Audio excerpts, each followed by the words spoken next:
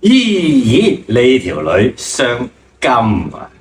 今日同大家分析下乜嘢係財多懷孕因女人而破財嘅命，咁究竟點樣化解？梗係放喺視頻最後嗰度先同大家講啦。呢條女就叫做魏瑩，200萬粉絲都叫做大博主嚟㗎，扮自己單身，其實就仔都生埋嘅一隻婆乸嚟嘅。有到3個粉絲打賞到佢2500萬，其中邢先生俾咗1500萬，另外一個鄭先生同埋丁先生一人俾咗500萬出去嘅噃。嗱，於是咧呢個魏瑩就俾人告詐騙啦。嗱，仲有內幕嘅喎，打賞咗1500萬嘅邢生錢就使咗啦，但係閪就冇得屌，於是就同條女講數啦。你而家收咗我1500萬，唔該，嘔翻2000個俾我，兼且仲要俾我屌足1年。如果唔俾嘅話，我就告你詐騙。條女就梗係冇錢㗎啦，又或者咁難先呃到2500萬，我寧願去坐監，我都唔會嘔翻出嚟啦。於是呢一位邢生聯同丁生同埋鄭生一齊去告呢條女詐騙嘅，卒之條閪妹梗係俾人拉咗啦。乜嘢係財多懷孕因女人而破財嘅命呢？首先我自己嘅睇法啦，女士以原則作交易，以身體換利益，真係冇錯㗎。算命佬同會計師一樣，就真係冇道德標準嘅。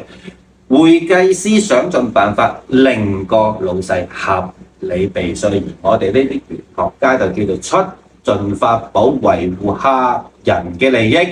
嗱，打個比方，你去市場買豬肉計數先啦，都冇咁撲街㗎。你話俾人家個客聽，嗱，我隻豬咧就食人參大嘅，故此比坊間嗰啲咧貴500倍。咁其實呢隻豬咧就係生過一竇嘅老豬乸嚟嘅，按市場價係平人家一半先啱。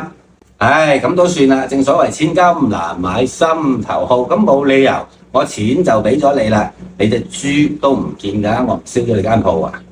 嗱，出嚟賣真係唔緊要嘅，即使你賣貴人家500倍，只要你賣得出，個個都話你叻女。但係你而家唔出貨喎，錢就收咗啦，然之後唔俾貨人，咁都唔叫詐騙？個男人又係柒嘅，攞得1500萬出嚟溝女，乜嘢女人你未見過啊？為咗隻屙個蛋嘅婆乸，嘥心機捱眼瞓，兼且搞到自己身敗名裂，朵都臭埋，呢啲咪叫做財多懷孕因女人破財嘅命格咯。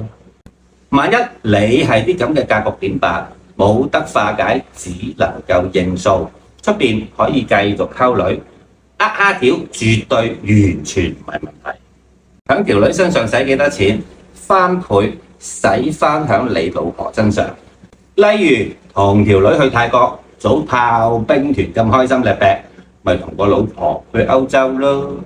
送個 LV 俾條女，送個 Hermes 俾個正印夫人，只能夠咁樣嚟應數，否則的話就好似海南嘅鄭生、丁生同埋邢生一樣。不單止因女人而破財，嚴重者官非纏身。